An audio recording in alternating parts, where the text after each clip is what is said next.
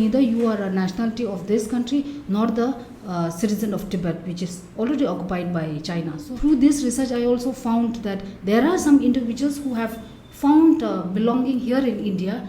One of the problem is when you move out from Tibetan community, it's like a new world to you, and you have to know each and everything. Everything is new to you. The culture, you get culture shock.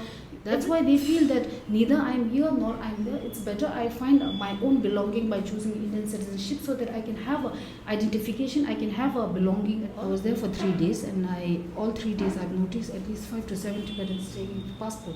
Whereas when it comes to Tibetan taking Indian citizenship, it's a taboo, or it's a least talked about.